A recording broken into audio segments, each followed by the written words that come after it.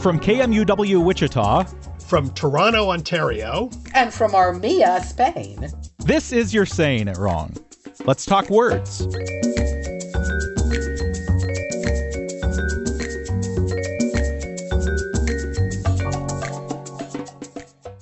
Hi, Kathy. Hi, Ross. We hi, are Fletcher.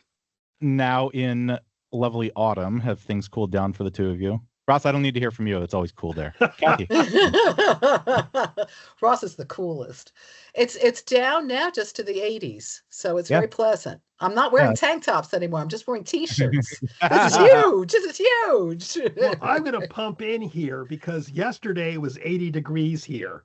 Oh. And I had the AC blasting. We're like sitting in the Tanatsa going, oh, it's so nice and cool. We went outside and everyone in town was going, wow, it's so hot. So whatever. Well, we're going to have fun with some word origins I have learned today. But first, we'll take a quick detour to another listener pet peeve. This is a pet peeve from Scott. We don't know where Scott's from. I don't know Scott. Well, he just said Scott. So he said, I have several English language pet peeves. You're just like us, Scott. But the one that currently jumps out at me and makes me crazy is using more and most with adjectives that should just end in or est. I was taught that some adjectives are modified with est, such as nice, nicer, nicest, while others are modified with more and most, like intelligent, more intelligent, most intelligent. But it seems that nowadays people use more and most in many situations where and est should be used. For example, every time I hear or see more proud or more healthy, it's like fingernails on a chalkboard to me. I'm constantly correcting that in my head. Am I alone? Thank you in advance. He gets a little cocky here for what I'm sure will be your agreements.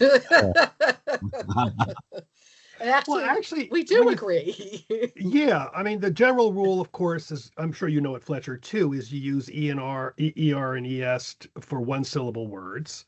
Oh, and you use more for and most for polysyllabic.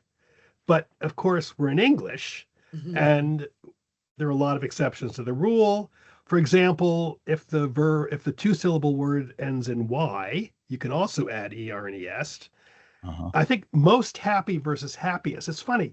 Most happy sounds sort of snooty. Happiest sounds fine to me. So I can see going like, I'm most happy about that. Like you're doing it, with that edge. Yeah, that has a slight edge to it to me too. But that's the general rule. Funny.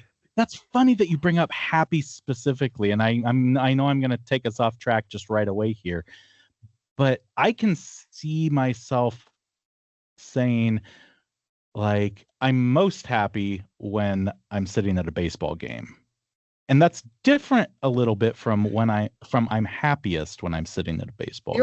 You're right. It is. There is a difference. You're absolutely right. What is the difference to you, Fletcher? That's interesting. I'm trying to figure out if I can verbalize that. I don't honestly feel like that's hard. I'm not. I don't think I'm But oddly enough, I think I was trying to do it myself because I was thinking, wow, Fletcher, you're right. And then I tried to figure it out. But I definitely feel, and I can't articulate it, difference between I'm most happy when at the baseball game, I'm happiest at baseball games. I think there's a difference. Okay, wait, I'm trying to figure it out because I think most happy means I'm happy. And when I'm at a baseball game, I'm at the most. I'm at my happiest. Never mind. I know. I think we should move along. I just want to say though one thing that I want to clarify: the one syllable, two syllables is not really a rule; it's a convention. I think we should make. Well, yeah, okay. Because I mean, we have to do, and there are a lot of exceptions. I mean, this is the goodest show I've ever seen. Good. Yeah. You know, real rightest. Yeah, my daughter had a sore throat the other day, and I asked her how she was feeling the next day, and she said it's a little gooder. Yeah, I mean, whatever. She's 4 and she's learning, but that's so interesting. I still love that how kids take the convention or the rule. I mean, we shouldn't say rule anyway. It's always convention, but they take that idea and then they apply it, and then they learn the exceptions. So I mean. We're going to hear later she's getting rid of gooder and being, better or whatever. But moving right along, what? Just to address this really quickly, I think a lot of it is that people know there are certain circumstances in which you use the ER, and there are others when you're supposed to say more. And people don't know for sure which is which all the time. I think you're right. I think that's why sometimes you're hearing them say more when they should use ER, because they're not sure and they are trying to hedge their bets. I think that. Like we've said that with myself, when people say myself instead of me or I. Yeah. I also do think, going back to like last week's talking about pretension, I also think there is a tendency nowadays for people to want to sound formal for whatever reason. And I think the more sounds a little more formal somehow. It sounds a little more, hotsy-totsy, no? Oh, it might be also because they don't want to make a mistake a la Gooder. They're slightly nervous about making an error, and then therefore it's easy just to say more, because like myself, more can be easily understood and it doesn't seem wrong in any usage, even though certain people do object to it. So I think it's also that. I think that's just what it is. Yeah. Interestingly, from what I'm reading, that more and most were around from the beginning. It wasn't until the 1200s that they were being used as modifiers. And then it was constantly used. It was like more and most were more common in many cases than ER and EST. EST. And then as time, we even were one syllable words, and then it just kept changing. So it's just one of those things. And then, interestingly enough, from what I'm reading, one history of English was talking about how in the beginning a lot of 3-syllable words were using ER and EST. So it's just been a mishmash from the get-go, is all I'm saying. Which is so typical of English. Yeah. Okay, I'm going to mention something else just quickly. Again, I was watching Ghost the other day, and the film with Patrick Swayze. Oh, right. Yeah. Yeah. And it's sort of it's a fun film. It aged well, at least for me. But anyway, Demi Moore, she says, "I love you." And he answers ditto. And he's always answering ditto, which is like a basic theme in the whole film. And I wondered suddenly, where does ditto come from? Do we use ditto nowadays? And all of that. I just started wondering a lot. I don't really say ditto very much at all. I mean, do you? Anyone? I do. Do you? Yeah. You do? I never have. No. I think for me, I've always been slangy. So. Yeah. Well, I remember, and I think this might be part of why I never used it. I remember it being very popular with Rush Limbaugh. Really? I haven't heard Rush Limbaugh at all. So. I think you're right. Ditto heads. I forgot that. Yeah. That's anyway, very briefly, I wonder where it came from. I figured it came from Latin via Italian, to say. But Kath, you want to weigh on? I asked you. I wasn't sure, but I figured that, and Kathy did a little research for it. What I liked is it first came into the language in the 17th century, and it meant in or of the month already named. So it wasn't just like a repetition. It was specifically the month they're talking about. Oh, I see. Like the 20th of June. So if you'd read the 20th of June, you'd say 25th ditto, 17th ditto. It's kind of like opposite, or all those things that we used to have to do in Ibid. Remember that in footnotes? Yes, I do. Which I don't know anymore at all. So. Wow. And then it became both an adverb meaning the same and a verb, you would say, and that was in the 1700s. First, it was like just the month. Then later on, in the later 17th century, it was ditto to avoid writing the same word again. So because you're busy inscribing everything, you just write ditto. And then it became an adverb and a verb. I dittoed what he said. Oh, wow. But it's interesting, though. It does come from the Italian dialect variant of detto, meaning said, already said. Yeah, I should have said that. So it is Ibid. Sorry. In effect, it's Ibid then in that sense. Yeah. Which is interesting. But this leads us to today's topic. Where did it come from? Could you guess the origins of these words, Fletcher? And we're going to start with something that... Can I start now? Latin. Okay. Well, here we go, Fletcher. The word is, and it's very close to ditto, it's fiasco. What's the origin of fiasco? Fiasco does sound Italian. Okay, sorry. It comes from the Italian city of Fiasci in the Dolomites, famous for its frequent earthquakes. From the Latin fascis, a bundle or of rods with a projected axe. 3, a glass bottle, or actually the word being the Latin first person, to make a bottle. Oh, wow. Well, the second one is where fascism comes from. I don't think that's the same as fiasco. Well, well, maybe so. I mean, I'm not saying that was not a comment on fascism one way or the other. I just don't assume they both come from the same word.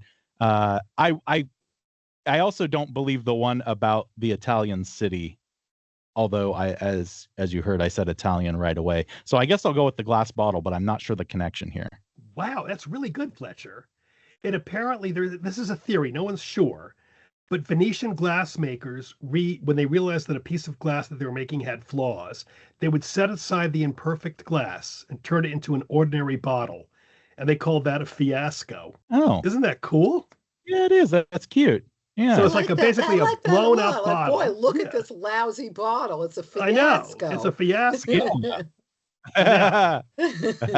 Okay. Word number 2. Quarantine. Did it come, 1, directly from 2 Latin words, for, quator, and tinus, meaning gift of God or specified by God, referring to religious and later civil penalties and the duration of a detention. 2, from the Latin, there's a theme here, for que, Ross, or is that qua? Qua, by what, and re, by what means, a legal term referring to legal government making people wait before entering the country. 3, from the Latin, quadraginta, Ross, for 40, referring to 40 days of waiting. That is the one that I would have chosen before you gave me any options. I would have assumed, I mean, I know in French 40 is like 40, and so I would have thought it had something to do with the period of time that you had to wait. So I'll go with that last one. You're 2 for 2. Fletcher. 2 for 2. It came this in the 1660s. The period a ship suspected of carrying disease was kept in isolation. From the Italian 40 giorni, a space of 40 days. That was the perfect pronunciation. Yes, it was. Yes, it was. Okay, so Fletcher's doing good. Oh, I should have added, incidentally, with the glass bottle, it's Italian dialect for flasca, which is obviously flask, bottle. Oh, interesting. Okay. Moving to tragedy. Now, the origin of tragedy, from the Latin trajectus, J and I being interchangeable, so trajectus or trajectus, in many Latin words, thrown over or across. Past participle of tracere, throw across, i.e. throw away hope. From an ancient Greek word for goat, for the ancient Greek word for trigoderia, a type of sweetmeat eaten while watching ancient Greek plays. Oh boy. I'm just gonna have to pick one. So let's go with the goat. You always go with the goat. Darn it, Fletcher! You're getting it again. Kathy, I'm quitting the show right now. We're done. High dudgeon time. Yes, it is. It's goat song, actually. Tragos is goat, and then the oide is song. So it's basically a goat song is called. And the question, therefore, like, why is it goat song? People dressed up as goats and satyrs in plays. And then there were other theories saying people were sacrificing goats before they watched the play or after they watched the play. The key idea is goats are in tragedy. For some reason. Yeah. Not sheep, not cows, but goats. Huh. Wow. You're doing great, Fletcher. We got to get him. Okay, let's get him on this one. The word is shambles. We hope you make a shambles of this one. Did that come from sham, meaning counterfeit or fake, stemming from a Northern English dialect variant of shame, or the Arabic word shama for covering? It was intended to deceive or create a false impression. From the Old English word scammel, meaning Schammel. footstool. Sorry, Schammel. Yeah. Oh, I'm sorry. I saw a C and thought it was a but hard it's pronounced C. I did not know. C. Okay. Meaning footstool, which evolved into an area to butchery and then a mess, because you're butchering on this thing. Mhm. From the Middle English shame, from shamu, from Proto-Germanic skamu, meaning shame, hence a shameful mess. Boy. So we got a counterfeit or fake from a covering. Yeah. We got a Mhm. footstool. We got a shameful mess.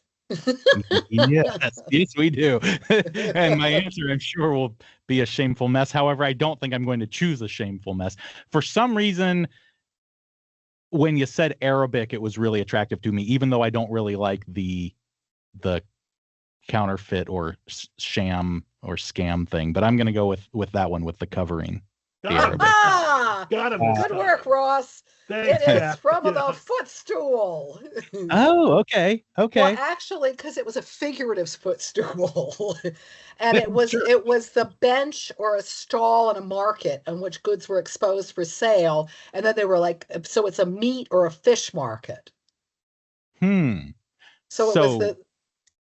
How did it get here? How did it began as a stool or bench, and then it was borrowed in Proto-Germanic from the Latin, meaning the low stool, which meant then just a stool, and then it was a bench or a stool on which the goods were displayed in the market. Then it was the market, on which you had your meats and your fish that were being gutted, and basically it's a mess. Yeah, all these animal parts all over the place. It's just a big mess. That's what it came from. It's in shambles. Mm-hmm. It's interesting. It's interesting because, and I know this is a kind of a British thing, but you said at the very beginning something about it is a shambles, which is not really a phrase that we use in the U.S. I mean, I pretty much only hear it as in shambles. Like that's the only time I hear shambles. But the British seem to use it in a little bit of a different way. I mean, like it means the same thing, but like it's a shambles, you know. That's interesting, Fletcher. I didn't notice I said that. Yeah. Huh. I would say it's a shambles. Kathy, wouldn't you say it's a shambles? I would say a. It's a shambles.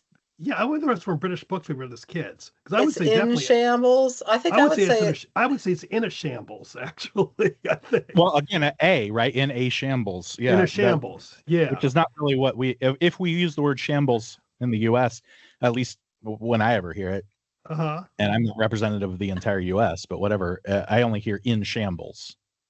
No, see, I would say in a shambles. What about you, Kathy? I don't even know anymore. I'm trying to think. And now suddenly I'm thinking I've never used it in my life and I don't even know what it means. I honestly don't know. Do I say a shambles? I think I say a shambles. I don't say in a shambles. I would say, boy, your house is in a shambles, Kathy. It isn't, but I'm just saying I might say that if it were. Thank you.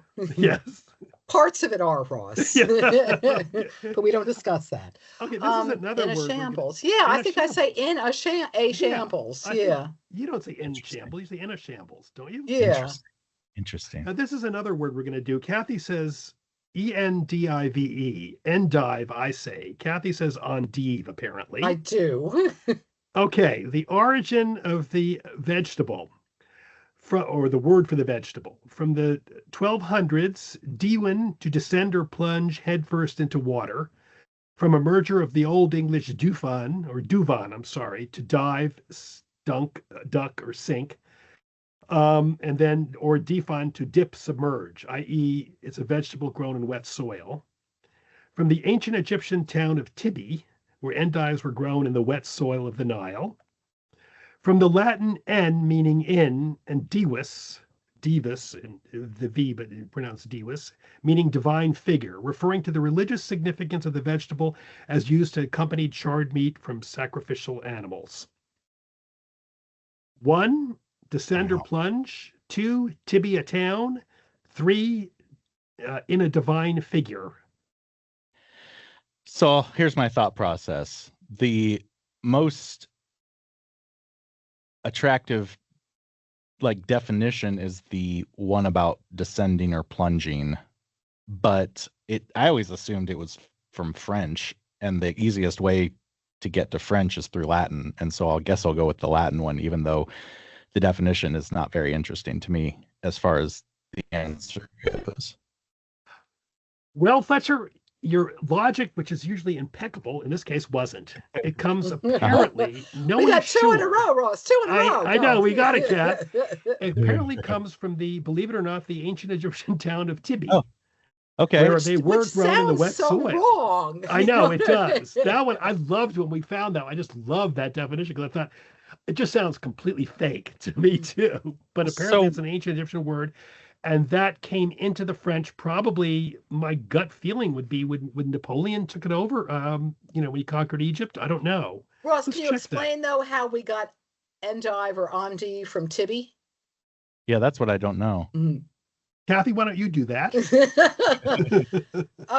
Because they say that it came from the ancient Greek entubon got changed into endiva. Yes. And the entubon probably came from Tibi, which was the ancient Egyptian month, January. Which is the Nile flood month, probably. Right, which was when the Nile flood receded and they could grow the endives. They could grow the stuff in the wet soil. Yes. Cool. That's good. That's pretty cool. That's really, so it isn't. It's really roundabout. That's like really how would one get Tibi? Oh, sure. You would not. Although we should do a thing on like ancient Egyptian words, because we have a few in English. Yeah, not we too do. Many, but there are a few. Yeah. The next word is bunk, as in that's a lot of bunk. 1, originated from the name of the hometown of a loquacious U.S. congressman, the town being Buncombe. Buncombe. 2, originally Old Swedish, bonke, boards used to protect the cargo of the ship, later used to mean, like it's as useless as bonke on an empty ship. Bonke. 3, from bunco, spelled B-U-N-C-O, but also B-U-N-K-O, a confidence swindle that possibly came from the Italian word banco, meaning bank. Bunco, a bunco swindle. I right when you said bunk, I thought of bunco, but for 2 reasons, I felt good about this being just straight up American, and I also think I've read somewhere that it is from the town of the congressman. Is that what you said? Yes. Yeah. Buncombe. Yeah. Yes. So I'm pretty sure that's what it is. It was Congressman Felix Walker from Buncombe, North Carolina. Yes. He talked at length. It's originated in 1820. He talked at length about whether Missouri should be admitted to the Union as a free state or a slave state.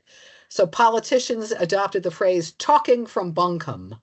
And that was shortened to Buncombe, B-U-K-U-M, and finally to Bunk by humorist George Ade, who wrote in his 1900 book, History is More or Less Bunk.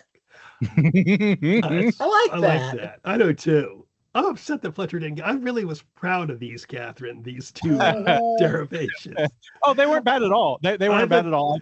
I do think I've read that somewhere. And also, as soon as you said bunk, I thought, American. Yeah. Okay, the next one's sort of a weird one. Sine, S-I-N-E, as in sine, cosine, sine wave, which, is the ratio of the side of an angle opposite, whatever, the hypotenuse crud. Yeah. Okay.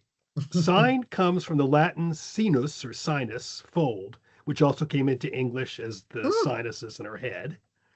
2, from sinew, cord, or thread, used in medieval times for measuring angles. 3, from Sinope, an ancient Greek colony where Pythagoras developed his mathematical skills. That's cute, but I don't think that's it. I just assumed it was Latin, so I'm going to go with sinus. Fletcher, you're doing it again. Yes, you're right. This is, though, I'm going to throw this one out. This is really interesting because this derivation is actually based on a mistake. The Arabic word was jibba, which is the cord of an arc or a sign, which they took from the Sanskrit jia, bowstring. But it was confused with another Arabic word when the Greeks took it up, jaib, which is a bundle or a fold in the garment. And then from the Greeks and the Latin, when the Latins took it up, I mean, and then from there it became in the jaib basically was translated into sinus, which is a fold in a garment. And then sinus, the fold in a garment, obviously talks about holes in our head, which are sinuses. And then from there it came into the regular word. So it's all based upon a mistake, which is interesting, Funny. which is very common, those false etymologies. I have a question apropos of, here I go with apropos of, Yes. sorry, last week is now, if I were British, would I pronounce it Pythagoras or Pythagoras? Oh, Kathy. Well, it'd be Pythagoras because it's a PY. Oh, that's true. Sorry. Pythagoras or Pythagoras. Okay, never mind. Sorry. The next word is porcelain. Porcelain. Is it from the Italian word for little pig, which porcelain bows resembled, possibly because of the curved back on the little piglets? 2, from the French town of Porcelain, famous for its wool making. The town's name was first used for fine woolen goods, but it was also where craftspeople first copied Chinese porcelain, and that name was later transferred from fine wool to the fine china. 3, from an early transliteration of the Chinese city near modern-day Shanghai, Pokelan, where the Chinese exported their wares. Oh, we have 4 on this one. I put 4 here. I wasn't thinking. Ross, you overachiever. I know. 4, from the Greek word bursa, translated to the Latin persa, where it came into medieval French when combined with laine, literally referred to small lane, literally referred to small woolen and cloth purses, then to the protective covering of fine pottery, transferred then to the pottery itself. Fun. Those are all good. 2 things. One is that before you gave me anything, I just assumed it was a transliteration of Chinese. So I'm going to go with that. But I very much regret that I am not choosing the little pig, because in every other circumstance, I would choose the little pig. And you should have chosen the little pig. Good. I'm happy that was it. Yep, it is little pig. Yep. Okay, so what's the Italian phrase? Porcella,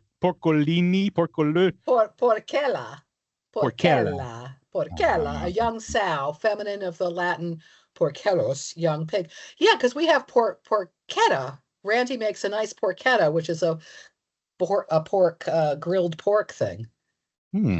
It's very tasty. I don't see porcelain, though. It's funny. I mean, that's very evocative, but the porcelain bowls don't really remind me of the curved back of a piglet. Interesting enough, there's basically a derivation, though. The one thing is that it probably first came from the little piglets looking like cowrie shells. And cowrie shells, which were called, little pigs in Italian. And cowrie shells, you've seen them. I mean, they're really shiny and all that. They're really shiny. And if we got them when I was at the Red Sea and stuff, and they're like, I mean, they really stand out, and they're shiny like porcelain. So I think it's really kind of like it was sort of a cheaty thing, because it basically came from. First, they look at these little porcelain, porcellas in Latin, which they look at, and they look at these little shells, and then they go from there to the pig, and then they go from the pig. But then first the pig looks like a thing, and then from there it goes porcelain shell, then it goes into the porcelain, pottery. Okay. One thing I wanted to say quickly. I'm so glad you chose. I really feel happy that you chose the Chinese city. Most of these derivations are like based upon real ideas. I couldn't get a decent Chinese city, so I made up Pokelan completely. I never heard of Good work, Ross. Wow. You really made my day today. Wow. I'm going to talk about the Chinese city of Pokelan from now on. Good work. Average, now meaning 1, damaged goods, possibly from the Arabic awariya. 2, from verge, meaning rod or staff, from the Latin virga, a symbol of authority. Thus, to be within the range of such authority was to be within the verge, hence to Old French, verge. From the German Wehrgeld, a sum of money paid to a family or person for a life, especially to a Germanic, according to Germanic law, according to Merriam-Webster, and from there referring to the average amount of money. 1, damaged goods. 2, verge rod. 3, Wehrgeld. I like Verigold, though it sounds. I love German when it goes I do that too. It sounds Wehrgeld. cool. I agree with you. Mm.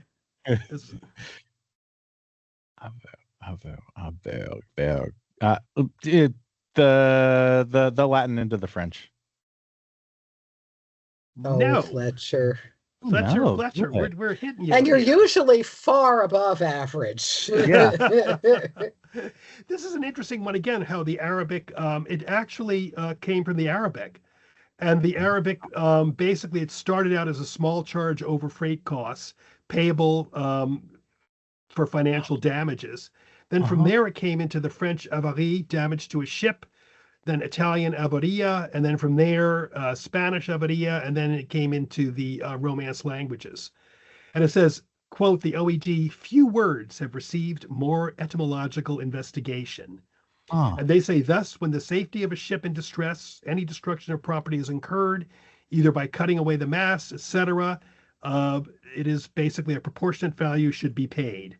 And then they came equal sharing of this loss by the interested parties. And then from there, it came into equal sharing and average, the average mean proportion. Really interesting, I think. That is really interesting. It sounds a tiny, tiny bit familiar now that you read all that out. I mean, not all of that, certainly, but what gets me is that the whole mathematical concept of average didn't come into being until the mid 1700s, which is a long time when you think about average being used as a very specific thing about maritime. That one really bothered me, that sense, because the sense of average, like being, you adding stuff, the average age of this family is, I just can't believe that's true. Do you know what I mean? I mean, I'm looking right now at the OED because it bothers me too. Yeah, it's all shipment of goods. It's all damage. Oh, that I believe. Distribution. The mathematical, the final one is 17. They have it as 1770. Oh, but the word. Oh, but what we're saying, the word became the word. That's where the word got in. Yeah. Oh, yeah. The concept of an average. The concept is ancient. They probably used like 89 words for it, though. They didn't have like average. Actually, they'd go on and on, and you're like, all right. I'm going to look it up. I'm looking it up right now. I want to see. I don't really know. I don't read mathematical texts in Latin. I'm just curious what they're going to say. Split back when I was in college, and that from then on, I was a happy woman. So let me just see what average is. UVW average. What are you looking up? I'm looking up Latin average from Latin English. They don't even have it in the Latin English dictionary right here. There you have it. Because they use like a bunch of different words, all like strung together, and you go like, all right, you got it.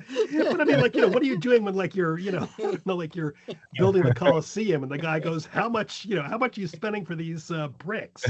And he goes, well, the average about, what did he say? I don't know. I'm curious. A fair amount, okay? Shut up and bring me the wine. Okay. The word is weird, which is what has been happening here of late. Which verb is weird related to? 1, to warp. 2, to turn. 3, to wiggle. Oh, they all seem okay. There's some little thing in my head that says it's to turn, and I can't quite remember why, but for some reason I think that's what it is, to turn. Is that your final answer? That is my final answer. You're right. Okay. However, had you chosen warp or turn, you also would have been right. warp or wiggle, or warp, turn, and wiggle. Wiggle. All three. Yes. Wow. Yeah, this comes from a very early Proto-European, Proto-Indo-European word. And the idea, I mean, Kathy, you want to read? Let's just read some of the words it's also related to. Adverse, anniversary, avert, awry, controversy, converge, converse, holy cow, convert, diverge, divert, evert. I've never used evert, extroversion, extrovert. Okay, gator, introvert, invert, inward, etc., etc., etc. Vertigo, vortex. You can't. Oh you my got them all. Peevish. Yeah. I like peevish in there. Oh, really? Peevish is related to weird too. Wow. Yeah, it's from a very early word meaning basically to turn or to roll, and it's all over the place. It's also related to things like worm, because worms turn. So basically, you're getting everything in that one. I just want to throw in that I'm sorry, I'm going to be weird here. Do you guys know the difference between wiggle, W-I-G-G-L-E, and wriggle, W-R-I-G-G-L-E? I've always wondered. I just looked it up. Well, wriggle is turning the body. And right. I just looked at, and then wiggle is a back and forth. Yeah, exactly. I thought that wriggle and wiggle were the same thing. Just different spellings. I mean, one comes from Germanic, Middle English, wiggle without, it's related to cradle, and wriggle, which I pronounce wiggle, is Middle Low German. It means to turn or to twist. The one question I have is, I know wriggle is related to weird. You said wiggle, and I'm curious, is wiggle related? Does it have the same thing or not? I was wondering if we were wrong. I see, now that's because I pronounce wriggle, wiggle. Okay, because actually, Kathy Fletcher, that's what I thought. When Kathy said wiggle, she should have said wiggle, because wiggle is related to wag, which is not that Proto-Indo-European word.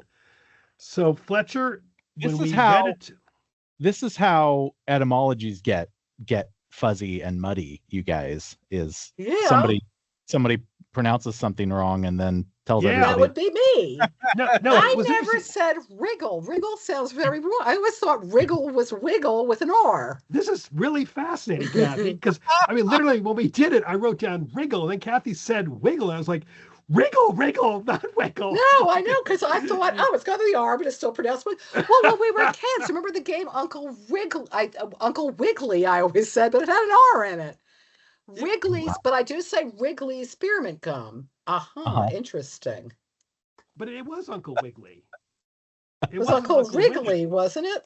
It was the Uncle rabbit. Wiggly. He was a rabbit. Yeah, but it's a W-I. It's not W-I. Oh, he was okay. Well, I thought there was an R in it. I was a very busy child, so I was adding letters here and there. It was very weird. But it is interesting what Fletcher said. Herein lies the problem. We had, with sinus earlier. Herein lies like a problem of, mishearing things, and then we go on with it. It's really interesting. I never have said wriggle in my life. I know, it's so interesting. Today I am a woman. I don't know. That's a great way to end. Let's wriggle our way out. Yeah, really. You're Saying It Wrong is part of the NPR network and is produced in the studios of KMUW in Wichita, Kansas by me, Fletcher Powell. Kathy Petrus records from her home in Armia, Spain, Ross Petrus from his home in Toronto, Ontario in Canada. Torrin Anderson composed our theme music, and our digital team is Beth Golay and Carly Cooper. You can find all of our past episodes by subscribing to the You're Saying It Wrong podcast wherever you get your podcasts, or by visiting us at kmuw.org. If you have a question for Kathy and Ross, if you'd like to suggest a topic, or you just want to reach out, you can email me at powell@kmuw.org or email them at kandrpetrus@gmail.com. You can also email us a voice memo of you asking your question. You might get your voice heard on air. If you'd like to do the same thing by downloading the KMUW app, you can do that and just click the Talk to Us button. You can find all of Kathy and Ross's books pretty much anywhere you get books, and a handful of them are also available on audiobook, read by the authors themselves. Thanks for joining us. We'll be back next week.